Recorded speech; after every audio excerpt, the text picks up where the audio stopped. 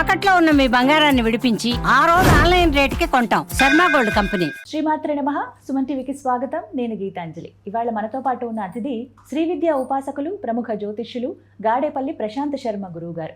అమ్మవారి గురించి ఎంతో అద్భుతంగా, ఎంతో వివరణాత్మకంగా మనకి ఎన్నో రకాలుగా వర్ణిస్తూ వస్తూ ఉంటారండి వీరు. ప్రత్యేకంగా అపర విద్యాలయం అనే ఒక ఇన్స్టా ఛానల్ ద్వారా చాలా ముఖ్యమైన విషయాలు అమ్మవారి గురించి, అలాగే సాధన మనం ఏ విధంగా చేయాలి, ఎలా అమ్మవారిని ప్రసన్నం చేసుకోవచ్చు అనే విషయాలు చెబుతూ ఉంటారు. వారిని సంప్రదించగానే అంగీకరించారు. ప్రస్తుతం స్టూడియోలో ఉన్నారు. వారితో మాట్లాడి అమ్మవారి గురించి ఎన్నో అమూల్యమైన విషయాలు తెలుసుకుందాం. గురుగారు నమస్కారం అండి. నమస్కారం అమ్మా. శ్రీమాత్రే నమః. శ్రీమాత్రే నమః. చాలా సంతోషం. అంటే కొన్ని ఇంటర్వ్యూలు టైం రావాలంటే అంతే అంతే ఎప్పటి నుంచి అనుకుంటుంటే చాలా రోజుల నుంచి అనుకుంటున్నాం. మల్లాది దుర్గా ప్రసాద్ శర్మ గారు, వారి ద్వారా మీ పరిచయం. అవును. వారిని ఒకసారి అడగగానే చాలా బాగా, ఎంత బాగా చెప్పారంటే మీ గురించి. అసలు అమ్మవారు అలా వచ్చి కూర్చుంటుందమ్మా, వారి సాధన అంత బాగుంటుందని చెప్పగానే మాకు అనిపించింది ఎప్పుడెప్పుడు ఇంటర్వ్యూ చేద్దామని. కానీ అమ్మ అనుగ్రహం ఇవాళకి కుదిరింది. అందుకే శర్మ గారికి ఫస్ట్గా ఆయనకి నమస్కారం చేసుకుని తర్వాత మీకు నమస్కారం చేస్తున్నాను. గురుగారు, మరి రాబోతున్నటువంటి గ్రహణం, చంద్రగ్రహణం ఉంది, హోలీ అంటున్నారు. ఈసారి హోలీ మీరేమి వేడుకగా జరుపుకోవద్దు అని కూడా చెబుతూ ఉన్నారు. అది కొంత భయంగా ఉందమ్మో, ఎందుకు ఈసారి అలా జరుపుకోకూడదు, గ్రహణం ఏమన్నా భయాందోళన గురి చేసేలాగా ఉందా? ప్రత్యేకించి మరి ఇలాంటి గ్రహణ సమయంలో అమ్మవారి సాధన కానీ, జపం కానీ సాధారణంగా మాలాంటి వాళ్ళం ఎలా చేసుకోవచ్చు, అసలు చేయవచ్చా, చేస్తే కనుక ఎటువంటి మంత్రంతో సాధన చేసుకోవచ్చు తెలియచేయండి. ముందుగా అందరికీ నమస్కారం. ఇప్పుడు వచ్చేటువంటి ఈ గ్రహణం ఏదైతే ఉన్నదో అది హోలీ పండుగ రోజు వస్తున్నది.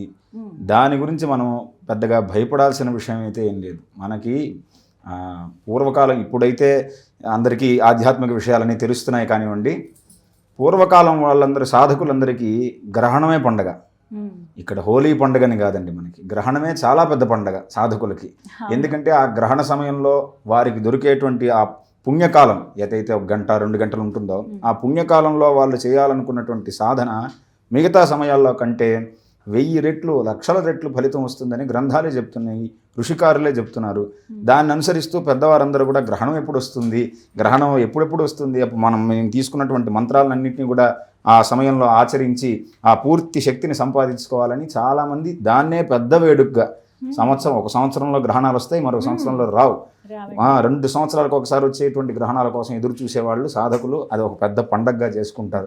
మనం ఇప్పుడు హోలీ అంత చేసుకున్న మన ఆంధ్ర రాష్ట్రంలో హోలీ పండుగను అంత వేడుకగా చేసుకుంటారో లేదో తెలియదు, కానీ గ్రహణాన్ని మాత్రం ఆంధ్ర రాష్ట్రంలో సాధకులు, ఉపాసకులు చాలా పెద్ద పండగగా ఎదురు చూస్తూ ఉంటారు. దాన్ని ఈ కాలంలో మనం ప్రతి ఒక్కరు కూడా మంత్ర సాధన చేస్తున్నారండి. ఎందుకు ప్రతి ఒక్కరు మంత్ర సాధన చేస్తున్నారు, ప్రతి ఒక్కరు ఎందుకు మంత్ర సాధన చేయాల్సిన అవసరం వచ్చింది అనే దాన్ని మనం క్లుప్తంగా తెలుసుకోవడానికి ప్రయత్నం చేస్తే, పూర్వకాలంలో మనకున్నటువంటి స్వాములు కానివ్వండి, గురువులు కానివ్వండి, ఒక్కొక్క గ్రామంలో ఒక్కొక్క పండితులు, గురువులు ఉండేవాళ్ళు. వాళ్ళు ఎంత గొప్ప సాధకులు అంటే, ఎంత గొప్ప పండితులు అంటే, ఆ గ్రామంలో ఎవరికి ఏ కష్టం వచ్చినా వారు ఒక్క మాట చెప్పి 2 అక్షంతలు వేసి ఏం కాదు పో అని అంటే వారికి బాధలు తీరుతూ ఉండేవి. అలా గ్రామంలో అంత గొప్ప సాధకులు ఉండేవాళ్ళు, పండితులు నమ్మేవాళ్ళు. అవును, నిజంగా మనం వింటుంటాం ఏమని, పలానా పండితులు వస్తుంటే మనం లేచి నిలబడాలి, వారిని అంతగా గౌరవించాలి అని. ఎందుకు అంత గౌరవం సంపాదించుకున్నారంటే వారు అంత గొప్ప తపస్సు చేసేవాళ్ళు, అనుష్ఠాన బలం ఉండేది, నియమనిష్టలతో వాళ్ళ జీవితాన్ని సాగించేవాళ్ళు. కాబట్టి సామాన్య మానవులందరికీ కూడా ఈ సాధన చేసి వాళ్ళ కష్టాలని తొలగించుకోవాల్సిన అవసరం వచ్చేది లేదు. కానీ ఈ కలికాలం పెరిగిందనుకోండి, లేదంటే మిగతా దేశం తాలూకు కల్చర్ మన మీద పడుతుందనుకోండి, లేదా మన జీవన శైలి మారిపోయిందనుకోండి, లేదంటే గ్రహాలు ప్రతి ఒక్క మానవుని అత్యధికంగా పీడిస్తున్నాయి అనుకోండి, ఏ కారణమైనా సరే ఇప్పుడు మన జాతికి మూలకారకులైనటువంటి వాళ్ళల్లో శక్తి క్షీణిస్తుంది. మూలకారకుల్లో ఉన్నటువంటి శక్తి క్షీణించడం వల్ల లోకానికి ఉపకారం చేయాల్సిన హితులు, పురోహితులు అంటే పురానికి హితం చేసేవాళ్ళు, వాళ్ళు శక్తిని కోల్పోవటము, గురువులు లేకపోవటము, సద్గురువులు దొరకపోవటం, అందువల్ల తర్వాత వచ్చినటువంటి గురువులందరూ కూడా కావ్యకంఠ గణపతి మహాముని కానివ్వండి, రామకృష్ణ పరమహంస కానివ్వండి, వివేకానందుల వారు కానివ్వండి, ఈ కాలంలో మేము బాగా అభిమానించే సిద్ధేశ్వరానంద భారతీ స్వామి వారు కానివ్వండి, వారందరూ ఏం చెప్తున్నారంటే, నీ అంతట నువ్వే సాధన చెయ్యి, నువ్వే మంత్రాన్ని, ఆ మంత్ర దేవతని దర్శనం చెయ్యి, తద్వారా నీ కష్టాన్ని, నీ బాధని నువ్వే తొలగించుకో అనే ఒక గొప్ప మార్గాన్ని వారు ప్రచారం చేస్తూ వస్తున్నారు. ఆ ప్రచారం చేస్తూ రావటం వల్ల మన ఆంధ్ర తెలంగాణ ఇరు రాష్ట్రాల్లో తెలుగునాట అత్యద్భుతమైనటువంటి సాధకులు తయారవుతున్నారు. దాని మీద చాలామంది పండితులు అపోహ పెడుతున్నారు, ఏమని మంత్రాలను అందరికీ చెప్పకూడదు, చెప్పొద్దు, ఆ మంత్రాలని బయటికి రాని తెలుసుకుంటేనే మీరు జపం చేయాలి, లేకుంటే వద్దని చెప్తున్నారండి. దాంట్లో ఏ సందేహం లేదు, గురువు ఖచ్చితంగా ఉండాలి. మరి మంత్రశాస్త్రానికి గురువు లేనిదే అవన్నీ అక్షరాలుగానే మిగిలిపోతాయి, అవి పుస్తకంలో ఉన్న పేపర్ లాగే మిగిలిపోతాయి. చిన్న సందేహం అండి, ఇప్పుడు ఒక మాట అంటారు, గ్రహణం మనకి కనిపిస్తేనే మనం ఆ నియమాలు పాటించాలి, ఆ సాధన క్రమాలన్నీ ఉండాలి, కనపడినప్పుడు చేయొద్దు అనేది తరచుగా వింటున్నమాట, ఇది నిజమా? అవునండి, గ్రహణము ఇప్పుడు వచ్చే మనకి 3వ తేదీ వచ్చే గ్రహణము అంత్యకాలంలో దర్శనం అవుతుంది. అంత్యకాలంలో కనపడుతుంది, ఖచ్చితంగా కనపడుతుంది. కానీ పూర్ణ గ్రహణం కనపడదు. పూర్తిగా మనకి మొదటి నుంచి చివరి వరకు గ్రహణ దర్శనం ఉండదు, చివరి అంత్యకాల దర్శనం మాత్రం ఉంటుంది. కాబట్టి ఇది మనం నియమాలు ఆచరించాలి. ఎట్లాగా మనం మామూలు గ్రహణం ఎప్పుడైతే స్పర్శకాలం ముందుగానే తలస్నానం చేసి గ్రహణ నియమాలను ఆచరిస్తూ అప్పటి నుంచి ఏం తినకుండా, మామూలుగా మన పెద్దవాళ్ళు ఏం చెప్తారు, అయ్యా గ్రహణం వస్తే ఏం తినొద్దు, గ్రహణం వస్తే ఇలాంటి ఏ పనులు చేయొద్దు, మీరు జాగ్రత్తగా ఉండండి, గర్భిణీ స్త్రీలు గృహంలోనే ఉండండి, నీడ కూడా పడకుండా చూసుకోండి అని చాలా జాగ్రత్తలు చెప్తారు గ్రహణానికి. గ్రహణ సమయంలో పుట్టిన వారికి కూడా ఏదో ప్రమాదం జరుగుతుందని చెప్తూ ఉంటారు. కానీ దీని వెనకాల ఉన్నటువంటి తత్వాన్ని మనం చూసుకుంటే గ్రహణ సమయానికి ముందు 7 గంటలు తినొద్దంటారు. ఎందుకు తినొద్దంటారు అంటే, గ్రహణ సమయంలో నువ్వు తీవ్ర సాధన చేయాలి అంటే, ఆ మనస్సు తీవ్రమైనటువంటి ఆ దేవత మీద లగ్నం అవ్వాలంటే ముందు నీ ఆహారము కాస్తంత ఖాళీ ఉండాలి. మామూలుగా మనం ఇప్పుడు చెప్తున్నాం థీరీలు, అందరూ చెప్తుంటారు ఏమని, 60% ఆహారం ఉండాలి, 20% నీరు ఉండాలి, మిగతా శాతం గాలికి ఖాళీ ఉండాలి. ఇది యోగి చెప్పిన సూత్రాలు, పతంజలి చెప్పిన సూత్రాలు అంటారు, చెప్పినవి. దాని ప్రకారం మనం చూసుకుంటే 7 గంటల ముందు తినేస్తే అది అరిగిపోతుంది, కాస్తంత శ్వాస పోవడానికి, మనసు నిగ్రహం కావడానికి, వీటన్నిటికీ సరిపోతుంది. కాబట్టి ఈ నియమాలన్నీ దానికి ఆచరించుకోవచ్చు. ఏ సాధన లేదు, మాకేం పని లేదు, నమ్మకం లేదనుకుంటే నువ్వు తినకపో, ప్రపంచానికి ఉపయోగం లేదు. సాధన చేసేవాడు మాత్రం 7 గంటల ముందే తినేయాలి, తర్వాత ఏం తినకుండా ఉండాలి.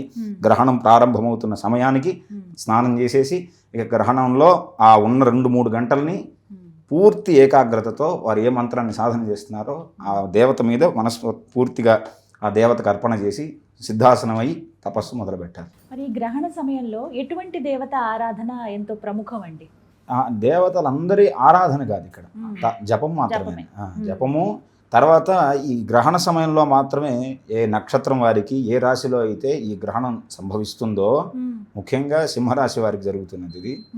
వారు ఆ నక్షత్రాలు, సింహరాశిలో ఉన్నటువంటి 3 నక్షత్రాల వారు ఈ గ్రహణ దోషాన్ని నివృత్తి చేసుకోవాలనేటువంటిది ఉంది. మిగతా 12 రాశులకి, 5 రాశులకి, 7 రాశులకి ఈ గ్రహణ దోషాన్ని ఆపాదించటం శాస్త్రం కాదు, భయపెట్టడం కూడా సమంజసం కాదు. ఆ సింహరాశి వారు స్వల్పంగా కుంభరాశి వారికి ఈ దోషం ఉంటుంది కాబట్టి ఈ 2 రాశి వారు, ఆ నక్షత్రాల వారు గ్రహణానికి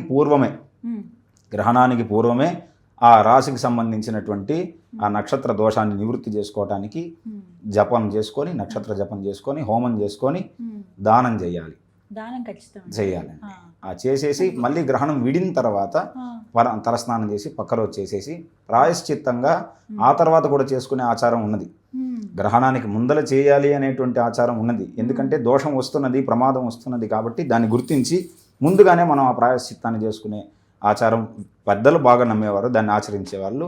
ఈ మధ్యకాలంలో ఇది కూడా ఉన్నది. గ్రహణం సంభవించింది కాబట్టి ప్రమాదం రాకుండా ఉండాలని గ్రహణం అయిపోయిన తర్వాత పక్క రోజు చంద్రుడికి సంబంధించినటువంటి బియ్యము, కేతువుకి సంబంధించినటువంటి ఉలవలు, దాని తర్వాత వెండి, చంద్రుడికి వెండి ప్రీతి కాబట్టి వెండి చంద్రబింబాన్ని ఇవన్నీ కలిపి దానం చేయటం అనేటువంటిది అవసరం. ఎవరికి? సింహరాశి వారికి, కుంభరాశి వారికి ప్రధానం. మిగతా రాశి వారిని భయపెట్టడం అనవసరం. మంత్రం అంటే వారికి గురుముఖంగా ఏ మంత్రం ఉన్నదో ఆ మంత్రాన్ని ప్రధానంగా ఉపాసన చేయాలి ప్రతి ఒక్కరు. ఇదే మంత్ర ఉపాసన లేదు అనుకుంటే ప్రణవం కానీ పంచాక్షరి కానీ ఉపాసన చేసుకోవచ్చు, ఓంకారం కానీ. లేదు అంటే అమ్మవారి భక్తులే ఉన్నారనుకోండి, శ్రీమాత్రే నమః అనేటువంటిది మనందరికీ ప్రశస్తి. దాన్ని సహస్రనామం కూడా పారాయణం చేసుకోవచ్చు ఆ సమయంలో. మీరు ఏ స్తోత్రాన్ని అయితే ఎక్కువగా మీరు ఇష్టదేవతగా పెట్టుకున్నారు, కొంతమంది గణపతి ఇష్టం అనుకోండి, వారు పంచరత్నావళి పారాయణం చేస్తారు. ఆ సమయంలో పంచరత్నావళి 11 సార్లు పారాయణం చేయటం, 108 సార్లు పారాయణం చేయటం చేసుకోవచ్చు. అమ్మవారికి ఇష్టం ఉన్నదనుకోండి, అమ్మవారికి సంబంధించిన లలితా సహస్రనామము, ఖడ్గమాలో, మూక పంచీషత్ ఏదో ఒకటి ఆ స్తోత్ర రూపేనైనా సరే అమ్మవారిని జపం చేయొచ్చు. అన్ని నామాలతో జపం జరుగుతుంది కదా, అది కూడా చేయొచ్చు. స్తోత్ర పారాయణము, మూలమంత్ర జపము, లేదనుకుంటే నామ మాత్రంగానే దాన్నే మంత్రంగా పెట్టుకొని చేయటం. ఏదైనా గురువు ఇచ్చిన మంత్రం అయితే అన్నిటిలో కంటే ఉత్తమం. గురువు ముఖంగా వచ్చినటువంటి మంత్రం గ్రహణ సమయంలో పునశ్చరణ చేసినంత శక్తి గ్రహణ సమయంలో వస్తుంది అంటారు. పునశ్చరణ అంటే ఏంటి? పునశ్చరణ అంటే ఒక మంత్రాన్ని 1,00,000 సార్లు జపం చేయటం, దాని తర్వాత హోమం చేయటం 10,000 సార్లు, దాని తర్వాత 1000 సార్లు తర్పణం చేయటం, దాని తర్వాత 100 సార్లు మార్జన చేసుకోవటం. జపము, హోమము, తర్పణ, మార్జన అంటే ఆ జలాన్ని, ఆ మంత్ర జలాన్ని ప్రోక్షణ చేసుకోవాలి 100 సార్లు. దాని తర్వాత ఒక 10 మంది బ్రాహ్మణులకు భోజనం చేయటం, అన్న సంతర్పణ చేయటం. ఇది పునశ్చరణ విధి. ఎవరైతే గురువు ఇచ్చిన మంత్రానికి ఇలాంటి పునశ్చరణ చేస్తారో ఆ మంత్రానికి శుద్ధి కలిగి ఆ మంత్రాన్ని వినియోగించే శక్తి సాధకుడికి వస్తుంది. వినియోగించే శక్తి. 1,00,000 సార్లు జపం చేసి పునశ్చరణ చేస్తే దేవత దర్శనం అవుతుందని కాదు, ఆ మంత్రాన్ని వినియోగం చేసుకునేటువంటి శక్తి వస్తుంది పునశ్చరణ చేస్తే. ఏ విధంగా వినియోగించుకోవచ్చు? ఏ విధంగా వినియోగించుకోవచ్చు అనేది గురువు చెప్తారు. ఇప్పుడు దాన్ని సవ్య మార్గంలో చేసుకోవాలి, మంచి మార్గంలో చేయాలి. మంచి మార్గం అంటే ఒక ఉదాహరణ, ఒక ఉద్యోగం రాలేదు ఒకరికి, వృత్తి లేదు, ఉపాధి లేదు అనే వారికి ఒక గురువు ఇచ్చిన మంత్రాన్ని పునశ్చరణ చేసుకొని, ఉదాహరణకి గణపతి మంత్రం చెప్పుకుందాం.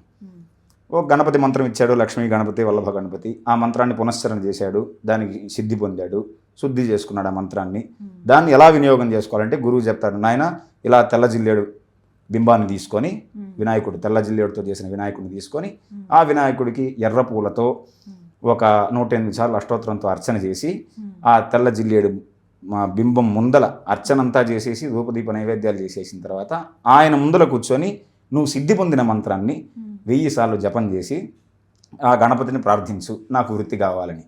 ఎప్పుడైతే నీకు పునశ్చరణ చేసిన తర్వాత శుద్ధి కలిగిన మంత్రం ఉన్నదో దాన్ని నీ కోరిక కోసం 1000 సార్లు చెప్పావో అప్పుడు వెంటనే ఆ కోరిక తీరుతుంది. అలా ఆ మంత్రాన్ని నీకు ఎప్పుడు కష్టం వచ్చినా దాన్ని వినియోగించుకోవచ్చు. ఈ సంఖ్య అనేది 1000. ఏ పూలతో పూజ చేయాలి, ఏ బింబాన్ని పెట్టుకొని పూజ చేయాలి, ఏ దిక్కులో ఉండాలి, ఇవన్నీ గురువు చెప్తాడు. గురువు దగ్గరుండి జాగ్రత్తగా పూజ ఎలా చేయాలి, దాన్ని నువ్వు ఆ మంత్రాన్ని ఎలా వినియోగం చేయాలనే రహస్యాలన్నీ గురువు చెప్తాడు. గురువు గారిని గురువు తెలుసుకోవాలి. మనం ఏదో చెప్పామని వాళ్ళు ఆచరిస్తే కుదరదు, గురుముఖంగా ఉండాలి. నేను చెప్పింది కేవలం పైన పొరలో ఉన్నటువంటి కొన్ని విషయాలు మాత్రమే. ఈ మంత్ర సాధనలో ఆ మంత్రం సిద్ధించిన తర్వాత చాలా విషయాలు ఉన్నాయి, చాలా రకంగా వాడచ్చు. అందుకనే మనం పెద్దవాళ్ళందరూ మంత్రాన్ని ఎందుకు కాపాడుతున్నారంటే, ఇలా మంత్రం సిద్ధించుకున్న తర్వాత ఆ మంత్రంతో ఎన్ని రకాలుగా మనం వినియోగం చేయొచ్చు అనేటువంటి విషయాలు చాలా లోతుగా ఉన్నాయి. అది చెడ్డ వాళ్ళకి వెళ్ళకూడదు, ముఖ్యమైనవి చెడ్డ వాళ్ళకి వెళ్ళకూడదని కాపాడారు, ఇప్పటికీ కాపాడుతున్నారు. చాలా సంతోషం అండి. మాకున్న సందేహాలన్నీ నివృత్తి అయిపోయాయి. అయితే ఈ సాధనకి జపానికి సంబంధించి మరికొన్ని వీడియోస్లో మీ పర్మిషన్ చేద్దామని అనుకుంటున్నాను, దానికి అనుమతి ఇవ్వండి. తప్పకుండా. కానీ ఈ గ్రహణ సమయంలో చేయాల్సినటువంటి సాధన ఎలా చేయాలి, గురువుని సంప్రదించి ఏ మంత్రం తీసుకోవాలనేది చాలా చక్కగా వివరించారు. ధన్యవాదాలు గురువు. నమస్కారం.